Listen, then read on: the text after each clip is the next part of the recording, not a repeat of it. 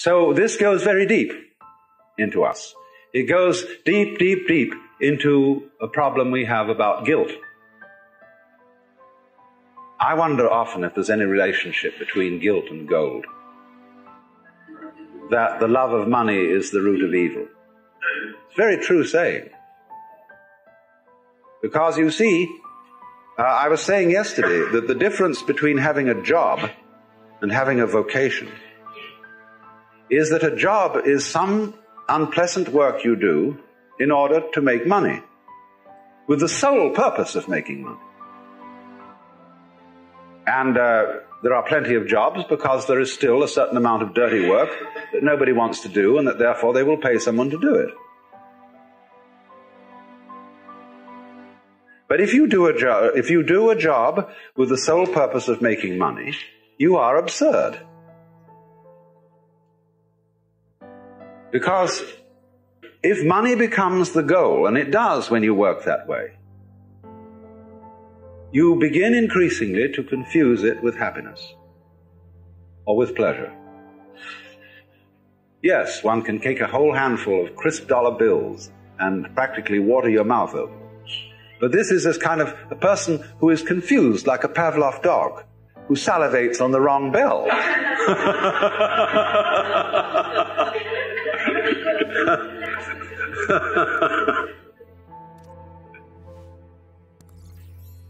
While it is true, therefore, we should do something about changing the situation, the one way of not doing anything about a situation is feeling guilty about it. Because when people feel guilty about a situation, they most usually, instead of doing something practical to change it, they resort to all sorts of symbolic methods of expiation. They go to confession. They see an analyst. They do all kinds of things which will be ways of actually not doing anything about the problem, but feeling all right about it instead. And guilt invariably produces that sort of reaction. It is a destructive emotion. And instead, we need to have a different attitude to our mistakes and to our misdeeds. Walt Whitman always admired animals because they do not lie awake at night and weep for their sins. Our animals are practical in the real sense, as are children who haven't been taught this extraordinary hang-up of guilt. Because if you have done something wrong and you have made a mistake, and somebody makes you ashamed of it and guilty, you run around licking the sores of your wounded ego because you feel your pride has been hurt. The first thing to understand is that it is not a serious failing in a human being to make mistakes. Everybody has to make mistakes. There is no way out of it. You can't learn anything unless you make mistakes. So likewise, I know a very great anthropologist who was taught music, playing the piano in the same way I was. When I was taught music, the school mom who taught me used to put an India rubber, an eraser it's called in this country, on the top of each hand so that I would have my hands in good posture. And every time I'd play a wrong note, she'd hit my fingers with a pencil.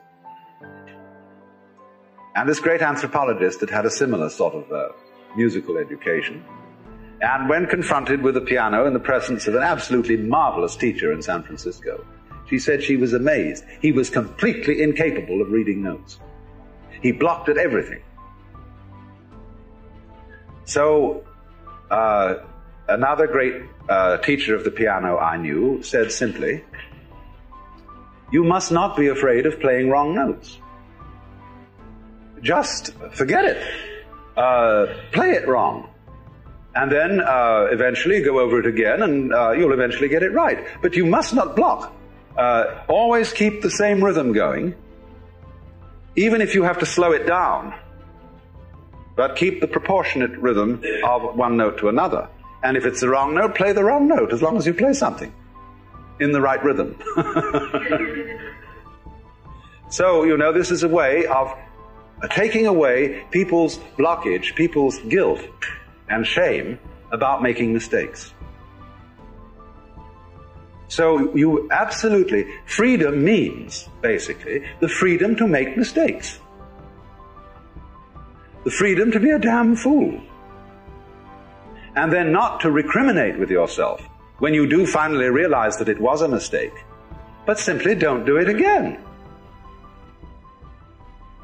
Or at least do it less often.